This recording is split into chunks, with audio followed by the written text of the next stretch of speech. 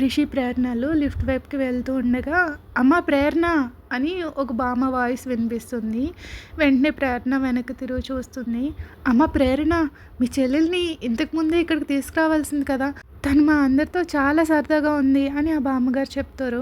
ప్రేరణ, రిషి, మను, సిద్ధు వాళ్ళెవ్వరూ కూడా వాళ్ళ ఫ్లోర్‌లో వాళ్ళు మాత్రమే ఉండడం వల్ల వేరే వాళ్ళతో కలవరు. సో, వాళ్ళెవ్వరితోని ఎప్పుడు మాట్లాడలేదు. ఇంతకు ముందరే యాన్యువల్ మీటింగ్స్‌లోను చిన్న చిన్న ఫంక్షన్స్ జరుగుతాయి కదా!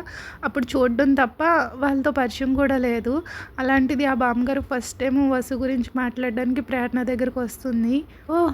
అయితే మీరు కూడా నా చెల్లెల్ని కలిసారనమాట. అయితే ఇప్పుడు నా చెల్లెలెక్కడుంది అంటూ ప్రేరణ పళ్ళు కొరుకుతూ అడుగుతుంది. అదిగో తను అక్కడే ఉంది. పిల్లలతో ఆడుకుంటుంది. పిల్లలందరూ కూడా తనని చాలా బాగా ఇష్టపడుతున్నారు. తను నిజంగా చాలా తెలివైన అమ్మాయి. ఎవరితో అయినా హిట్టే కలిసిపోతుంది. తనతో గడిపిన క్షణాలు మేము నిజంగా చాలా బాగా ఎంజాయ్ చేశాము. ఇంతకీ తనకి మ్యారేజ్ అవ్వలేదు కదా! అని బామ్మగారు అడుగుతుంది. ఇంకా లేదు బామ్మ అని కొంచెం ప్రేరణ నవ్వుతూ చెప్తుంది. సరే అయితే విను, నాకొక మనవడున్నాడు. చాలా స్వీట్ జెంటిల్‌మెన్.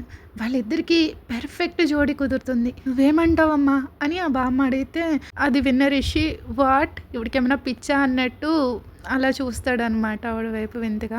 చూద్దాం బామ్మగారు, ఫస్ట్ నేను వెళ్ళి మా చెల్లెలతో మాట్లాడనివ్వండి అని చెప్పి ప్రేరణ ఎక్స్‌క్యూజ్ మీ చెప్పి అక్కడి నుంచి రిషి, ప్రేరణ పార్క్‌కి వెళ్తారు.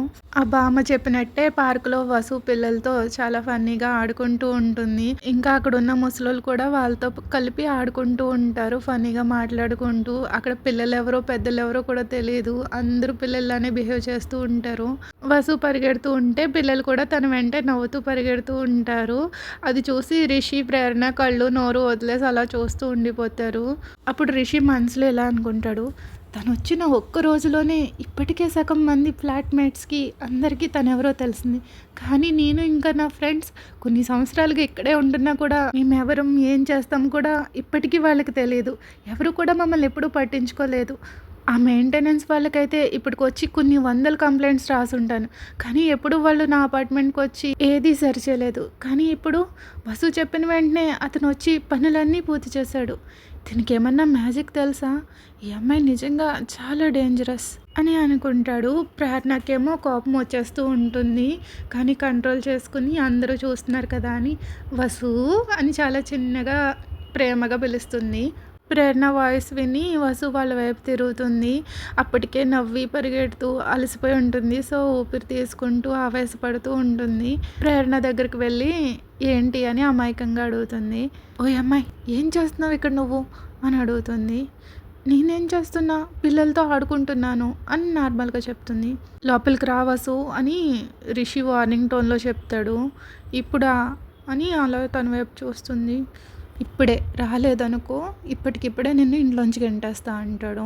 వసుకి ఇంకా కొద్దిసేపు వాళ్ళందరితో టైం స్పెండ్ చేయాలనిపిస్తుంది. కానీ రిషి బెదిరించడం వల్ల తప్పదు అన్నట్టు వెళ్తుంది. వాళ్ళు వెళ్తూ ఉండగా మళ్ళీ సార్ అని వాయిస్ వినిపిస్తుంది. ఇంకా ఎవరు మిగిలిపోయారబ్బా అన్నట్టు అన్నాయంగా చూస్తాడు రిషి వెనక్కి తిరిగి. ఏంటి అంటాడు. సార్, వసు మేడం ఇవన్నీ కొనమన్నారు అంటూ తన చేతిలో ఉన్న పెద్ద కవర్ చూపిస్తాడు. ఏంటి అన్నట్టు రిషి వసు వైపు తిరుగుతాడు. నేనే వాటిని కొనమన్నాను. ఇంట్లో వంట చేయడానికి ఏమీ లేవు. ఇంకా నాకు ఇక్కడ కిరాణా షాప్ ఎక్కడ ఉంటుందో కూడా నాకు తెలియదు. అందుకే తనని తీసుకురమ్మని అడిగాను అని వసు చెప్తుంది. రిషి అనుకుని ఆయన చేతిలో కవర్ తీసుకుని ఓకే అన్నట్టు తల ఊపుతాడు. నేను ఎప్పుడైనా ఏమైనా తీసుకురమ్మంటే అసలు ఏం తీసుకురావు, కానీ ఇప్పుడేంటి అని కంప్లైంట్ ఇచ్చినట్టు ప్రేరణ అడుగుతుంది. అది మేడం, అది ఎందుకంటే తనకేం చెప్పాలో తెలీదు. కొంచెం సిగ్గుపడుతూ నవ్వేసి అక్కడ నుంచి వెళ్ళిపోతాడు.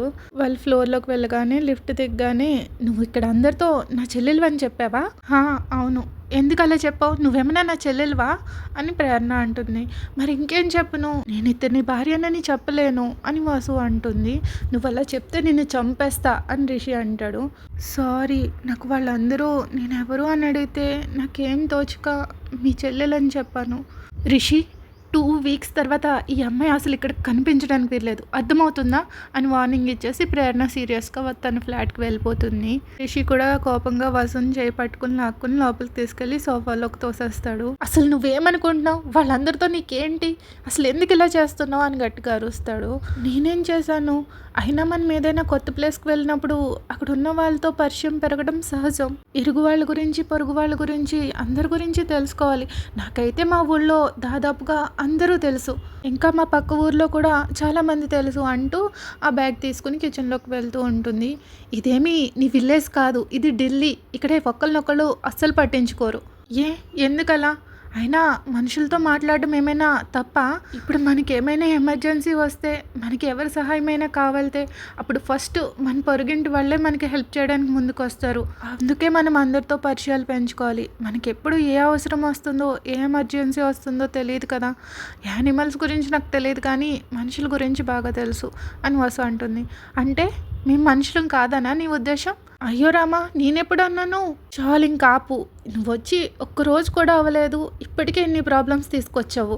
ఇంకా పైగా నాతో వాదిస్తున్నావు" అంటూ రిషి ఇంకా వసుని వదలట్లేదు. ఆ టాపిక్ అలా కంటిన్యూ చేస్తాడు. వసు ఏం మాట్లాడకుండా తన పని తాను చేసుకుంటూ ఉంటుంది.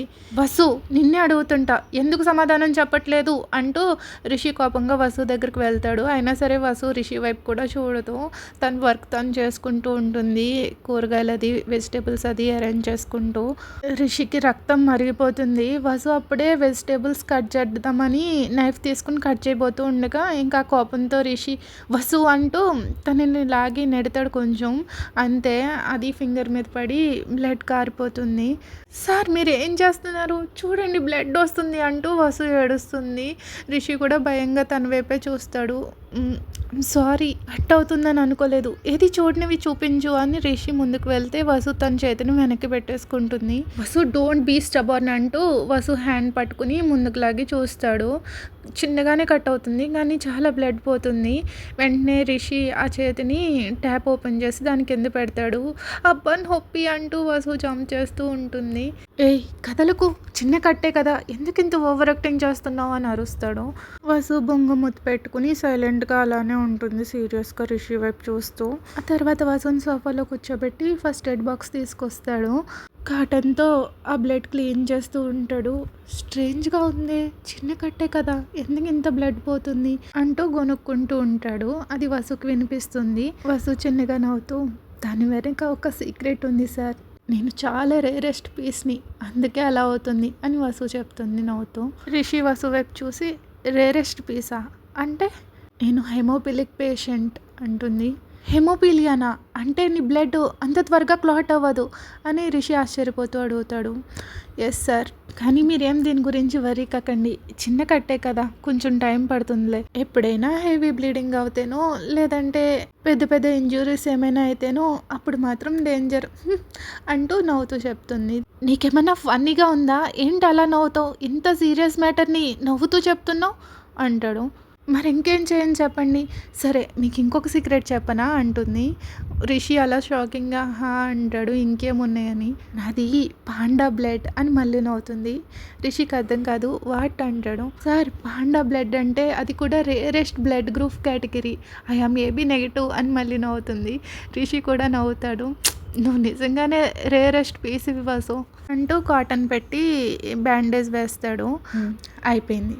ఇకపై నువ్వు అలాంటి వాటితో జాగ్రత్తగా ఉండు. నీకేమైనా అయితే I don't want to take blame" అంటూ చెప్పి ఆ ఫస్ట్ ఎయిడ్ బాక్స్ తీసుకెళ్ళిపోతాడు. "థ్యాంక్ యూ సార్" అని చెప్పి వసు ఆ కట్ అయిన చేతితోనే మళ్ళీ డిన్నర్ ప్రిపేర్ చేస్తుంది వాళ్ళిద్దరి కోసం. Simple and healthy dinner. అసలు రిషి నమ్మలేకపోతాడు వసుని అలా చూసి. నెక్స్ట్ డే సాక్షి ఒక షాపింగ్ మాల్లో ఉండి రిషిని రమ్మంటుంది సరదాగా కొద్దిసేపు టైం స్పెండ్ చేద్దామని. ఇద్దరు కలిపి షాపింగ్ చేస్తారు. కొంతసేపు టైం స్పెండ్ చేసిన తర్వాత రిషికి ఒక కాల్ వస్తుంది. ముఖ్యమైన ఒక మీటింగ్ ఉందని చెప్పేసి అక్కడ నుంచి వెళ్ళిపోతాడు. సాక్షి అక్కడే ఒక కేఫ్లో కూర్చొని కాఫీ తాగుతూ ఉండగా తన ఫ్రెండ్ ఒక అమ్మాయి వచ్చి అక్కడ కూర్చుంటుంది. "You are really a bitch. ఒకే టైంలో ఇద్దరు హ్యాండ్సమ్స్ని ఎలా మెయింటైన్ చేస్తున్నావు? You really got some skills" అంటూ ఆ అమ్మాయి ఆట పట్టిస్తుంది. తను సాక్షికి చిన్నప్పటి నుంచి క్లాస్మేటు, చాలా బెస్ట్ ఫ్రెండ్. మరి అన్నట్టు చూస్తుంది సాక్షి తన వైపు. "ఏంటి అలా చూస్తున్నావు? అసలు నీ ప్లానింగ్ ఏంటి? ఏం డిసైడ్ అయ్యావు? రిషి, రంజిత్ వాళ్ళిద్దరిని ఒకేసారి నువ్వు నీ లైఫ్‌లో ఉంచుకోలేవు కదా! ఎవరిని చూజ్ చేసుకుంటావు అని అడుగుతుంది. ఏ ఎందుకు ఉంచుకోలేను? నాకిద్దరూ కావాలి. నాకిద్దరూ ఇంపార్టెంట్. వాళ్ళిద్దరూ నాకు 2 చేతులు లాంటి వాళ్ళు. అదెలా సాధ్యం సాక్షి? సాక్షి నా మాట విను. నువ్వు ఆ రంజిత్‌ని పెళ్లి చేసుకో. అలా అని నేను రిషి చెడ్డవాడని చెప్పట్లేదు. కానీ రిషి, రంజిత్‌లను కంపేర్ చేసి చూస్తే నీ స్థాయికి రంజిత్తే నీకెక్కువ సరితూగుతాడు అంటుంది. సాక్షి ఫ్రెండ్ రాజేంద్ర గ్రూప్ ఆఫ్ కంపెనీస్‌లో సీనియర్ మేనేజర్‌గా వర్క్ చేస్తుంది. అక్కడ ఏం జరిగినా సరే రంజిత్ వాళ్ళ మేనమామ ఉంటాడు కదా, అతనికి చేరవేస్తూ ఉంటుందన్నమాట సీక్రెట్‌గా. ఇప్పుడు సాక్షి, ఏంటి నీ బాసేనా రంజిత్‌ని పెళ్లి చేసుకోమంటున్నావు? నువ్వు చెప్పింది నిజమే. రంజిత్‌కి అన్నీ ఉన్నాయి. కానీ నేను కోరుకునేది మాత్రం తన దగ్గర లేదు అని సాక్షి చెప్తుంది. ఏంటది అని డౌట్‌గా ఆ అమ్మాయి అడుగుతుంది. సియా, నీకు రిషి గురించి తెలీదు. తన మ్యాన్లీనెస్, తన బాడీ, తన హ్యాండ్సమ్ ఫేస్. ఒక అమ్మాయిగా నేను అన్నిటికంటే ముందు వాటికి ఎక్కువ ఇంపార్టెన్స్ ఇస్తాను. నాలాంటి దానికి ఈ ఆస్తి, హోదా వీటికంటే ముఖ్యంగా రిషి బెడ్ పైన ఇచ్చే ఐ కాంట్ ఎలా ఎక్స్‌ప్లెయిన్ చేయను. రిషి నన్ను అట్రాక్ట్ చేసినట్టు రంజిత్ అట్రాక్ట్ చేయలేడు. ఇప్పుడే కాదు, తను ఎప్పటికీ అలా చేయలేడు. అందుకే నాకు వాళ్ళిద్దరూ కావాలి. ఎవరిని వదులుకోను అంటూ కొంచెం ఈవిల్ స్మైల్ ఇస్తుంది. మరైతే ఇప్పుడు ఏం చేయబోతున్నావు? రంజిత్‌ని పెళ్లి చేసుకుని రిషితో పడుకుందామన్నా నీ ప్లాన్? మేబీ. నీకు రిషి గురించి తెలియదు సియా. తను ఒక్క కంటి చూపుతో, ఒక్క టచ్‌తో నాకు ఏదేదో అయిపోతుంది తెలుసా? తన లోపల చాలా పవర్ ఉంది. తన టచ్ తెలిసిన ప్రతి అమ్మాయి తనంటే పడి చేస్తుంది. నాకు పెళ్ళయ్యేలోపు నాకు రిషి ఇంకా ఇంకా కావాలి. ఓన్లీ నాకు మాత్రమే కావాలి. నేనొక బజార్ దానిలా కనిపించొచ్చు. కానీ I want him. I want to spend time with him. I want to share bed with him. తన చేతులతో నా బాడీ ప్రతి ఇంచ్ టచ్ చేయాలి అంటూ ఏదో డ్రీమీగా మాట్లాడుతూ ఉంటుంది. రంజిత్ దగ్గర నాకు కావాల్సిన మనీ, స్టేటస్ ఉన్నాయి. కానీ రిషి దగ్గర అంతగా లేవు. ఇంకా లవ్ అండ్ లస్ట్ విషయానికి వస్తే రంజిత్ కూడా నాకు అవి ఇవ్వగలడు. కానీ నేను వాటితో సాటిస్ఫై కాలేను. నా బాడీ కోరుకునేదాన్ని రిషి మాత్రమే తీర్చగలడు అంటూ కొంచెం బజార్ దానిలానే మాట్లాడుతుంది. ఆ బజార్ పక్కన ఇంకో వర్డ్ కూడా యాడ్ చేయాలని ఉంది. కానీ మనకు ఆ వర్డ్స్ వినడమే కానీ నోటి వెంట చచ్చిన రావు. అని ఇంగ్లీష్లో తిడదామా అంటే ఆ వర్డ్స్ చాలా త్వరగా రికగ్నైజ్ అయిపోతాయి యూట్యూబ్ వాడికి. సరే, ఇప్పుడు నువ్వేం చేయాలనుకుంటున్నావు? ఇద్దరిలో ఒకరిని పెళ్లి చేసుకోగలవు అని తన ఫ్రెండ్ చెప్తుంది. నేను రంజిత్ని పెళ్లి చేసుకుంటా, అలా అని రిషిని వదలను. రిషిని ఎలా అట్రాక్ట్ చేయాలో నాకు బాగా తెలుసు. నాకు తన వీక్నెస్ తెలుసు కాబట్టి నేను ఎప్పుడు కావాలంటే తనని అప్పుడు వాడుకుంటాను. రంజిత్తో విసిగిపోయిన ప్రతిసారి నేను రిషి దగ్గరికి వెళ్ళగలను. నాకు పెళ్ళైనప్పటికీ రిషి కూడా నన్ను దగ్గరికి తీసుకుంటాడు. ఎందుకంటే తన ఎమోషన్స్తో ఎలా ఆడుకోవాలో నాకు బాగా తెలుసు అంటూ సాక్షి చెప్తుందనమాట. తను ప్రతిదీ కూడా ముందే ప్లాన్ వేసుకుంది. అవును, రిషి పెళ్లి చేసుకున్నాడని విన్నాను. తన వైఫ్ సంగతి ఏంటి? వైఫా? అదొక పల్లెటూరు పిచ్చిది. చూస్తూ ఉండు రిషిని ఎలా ఆడిస్తానో. తను ఖచ్చితంగా తనని తన లైఫ్లో నుంచి వెళ్ళగొట్టేలా చేస్తాను. రిషి కేవలం రంజిత్ వల్లనే తనని పెళ్లి చేసుకున్నాడు. అంతేగాని తనపైన ఎలాంటి ఫీలింగ్స్ లేదు. ఒకవేళ తను ఏమైనా తోక జాడిస్తే దాన్ని ఎలా కట్ చేయాలో నాకు తెలుసు. ఆ పల్లెటూరి మొహంది తన లిమిట్స్ క్రాస్ చేయాలని చూస్తే దాన్ని ఎలా ముక్కలు ముక్కలుగా చేయాలో కూడా నాకు తెలుసు. దాని లగేజ్తో పాటు దాన్ని కూడా ప్యాక్ చేసి దాని ఊరికి పార్సిల్ చేసేస్తా. దానికి మళ్ళీ రిషి లైఫ్లోకి, ఈ సిటీకి తిరిగి రావాలి అన్న ఆలోచన కూడా తన మైండ్కి రానివ్వకుండా చేస్తాను అని సాక్షి చెప్తుంది. అయినా కానీ ఒక అబ్బాయి అమ్మాయి కలిసి ఉన్నారంటే ఖచ్చితంగా ఎప్పుడైనా సరే వాళ్ళ మధ్యలో ఏదైనా స్పార్క్ పుట్టొచ్చు. అది చాలా దూరం వెళ్తుంది. అప్పుడు ఎంత ప్రయత్నించినా ఎవ్వరూ దాన్ని ఏమీ చేయలేరు. వాళ్ళిద్దరిని విడదీయడం చాలా కష్టమవుతుంది అని ఆ అమ్మాయి చెప్తుంది తన ఫ్రెండ్. దానికి అంత సీన్ లేదు. ఒకవేళ తను రిషిని అట్రాక్ట్ చేయాలని చూసిందంటే వాళ్ళిద్దరి మధ్య ఆ స్పార్క్ మొదలవకుండానే దాన్ని నేను తరిమేస్తా. తను నా రిషి నుండి దూరంగా ఉండాలంటే ఏం చేయాలో నాకు బాగా తెలుసు అని సాక్షి అంటుంది. అండ్ ఫ్రెండ్స్, మీకు ఒకటి చెప్పాలి. సాక్షి మామూలు అందరిలాగా ఉండే సింపుల్ లవర్ కాదు రిషికి. తను చాలా ఒబ్సెసివ్, పొసెసివ్ అనమాట. సో రిషికి తనకి మధ్యలో ఎవరు వచ్చినా సరే, ఏ అమ్మాయి అయినా సరే రిషి మీద కొంచెం ఇంట్రెస్ట్ చూపిస్తున్నదన్న డౌట్ వచ్చినా కూడా సాక్షి ఆ అమ్మాయిని రిషి నుంచి 2 daysలో దూరంగా పారిపోయేలా చేస్తుంది. వాళ్ళ ప్రాణాలని అరిచేతిలో పెట్టుకుని పారిపోయిన వాళ్ళు చాలామందున్నారు. కొంతమందినైతే వాళ్ళు ఏమైపోయారో కూడా ఇప్పటికీ తెలీదు. వాళ్ళు బ్రతుకున్నారో లేదో కూడాని. సాక్షి అంత ఒబ్సెసివ్‌గా ఉంటుందనమాట రిషి విషయంలో. తనకి రిషిపై ఉన్న ప్రేమ, కోరికల వల్ల తను ఎంత డేంజరస్‌గా మారిందంటే, ఒకానొక టైంలో రిషికి జూనియర్‌గా ఒక అమ్మాయి వర్క్ చేసేది. రిషికి అందరికంటే ఆ అమ్మాయి కొంచెం ఫేవరెట్ అనమాట. ఎందుకంటే రిషికి తన పైన కొంచెం ఎక్స్‌పెక్టేషన్స్ ఉన్నాయన్నమాట. ఆ టైప్ కాదు, జస్ట్ క్యాజుయల్‌గా జాబ్ విషయంలో. ఆ అమ్మాయి టాలెంటెడ్, బాగా తనని పైకి తీసుకురావాలి అనుకుంటాడు, బాగా కష్టపడి వర్క్ చేసేవాళ్ళని. సో, ఆ అమ్మాయి జూనియరు. అంత హ్యాండ్సమ్, టాలెంటెడ్ మెంటర్ ఉంటే ఏ అమ్మాయి అయినా క్యాజుయల్‌గా కొంచెం ఆ అమ్మాయికి కూడా ఫీలింగ్స్ డెవలప్ అవుతాయన్నమాట రిషి పైన. సో, సడెన్‌గా ఆ అమ్మాయి మిస్ అయిపోతుంది. ఎక్కడికెళ్ళిపోయిందో, ఏమైపోయిందో కూడా తెలీదు. తను తీసుకున్న కేసులో ఆ గుండాలుంటారు కదా! వాళ్ళే ఏదో చేసేసారు అనేసి చాలా పెద్ద కేస్ అవుతుంది అప్పుడు. సో, మీడియా, పోలీసు అందరూ ఇన్వాల్వ్ అవుతారు. సో, ఆ గూండాలే ఏదో చేశారు అన్నట్టు ప్రూవ్ అవుతుంది. కానీ సడెన్‌గా కొన్నాళ్ళ తర్వాత ఆ అమ్మాయి మళ్ళీ వస్తుంది. కానీ కంప్లీట్‌గా మెంటల్ బ్యాలెన్స్ కోల్పోతుందనమాట. తను ఎవరితోని మాట్లాడడానికి ఇష్టపడదు. ఎవరి టచ్ ఇష్టపడదు. కంప్లీట్ ఇంకా చీకట్లో ఉండడానికే ఇష్టపడుతుంది. అస్సలు బయటకి రాదు. చాలా డిస్టర్బ్ అయిపోయి ఉంటుంది మెంటల్‌గా. అప్పుడు ఈ దేవకన్య సాక్షి గారు ఉంటారు గదా! పెద్ద దేవతలాగా ఆ అమ్మాయిని నేను చూసుకుంటాను కట్ట అని చెప్పి తనని తీసుకెళ్ళి తన సైకియాట్రిస్ట్ హాస్పిటల్‌లో తను ట్రీట్మెంట్ చేస్తాను అనేసి తను తీసుకువెళ్తుంది. తన మంచి విశాల హృదయానికి అందరూ పొగుడుతారనమాట. రిషి కూడా పొగుడుతాడు. కానీ తను గొర్రె చర్మం కప్పుకున్న తోడేలని ఎవ్వరికీ తెలీదు. అసలు ఆ అమ్మాయి అలా కావడానికి కారణమే సాక్షి. ట్రీట్మెంట్ చేస్తానని చెప్పి ఇంకా తనొక సైకాలజిస్ట్ కదా! తను ఇంకా చాలా చేంజ్ చేసేస్తదనమాట. తను ఎవరితోని మాట్లాడదు.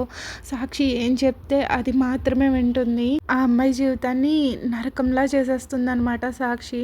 సో, సాక్షి రిషికి అంత గొప్ప ప్రేమికురాలనమాట. ఓకే గాయ్స్, ఈ ఎపిసోడ్‌లో సాక్షి గురించి చాలానే చెప్పుకున్నాం. అలాగే వసు కండిషన్ కూడా మీరు విన్నారు కదా! సో, తన బ్లడ్ గ్రూప్ ఏంటి, తన ప్రాబ్లమ్ ఏంటి అన్నది. సో, వీళ్ళిద్దరు రిలేటెడ్ ఈ టాపిక్స్‌ని గుర్తుపెట్టుకోండి. ఫ్యూచర్‌లో ఈ ఎపిసోడ్స్ వస్తాయన్నమాట, దీనికి రిలేటెడ్‌గా ఉన్నాయి. ఈ ఎపిసోడ్ నచ్చితే లైక్ చేయడం మర్చిపోకండి. Thank you for listening. Please like, share, subscribe. Thank you. Bye.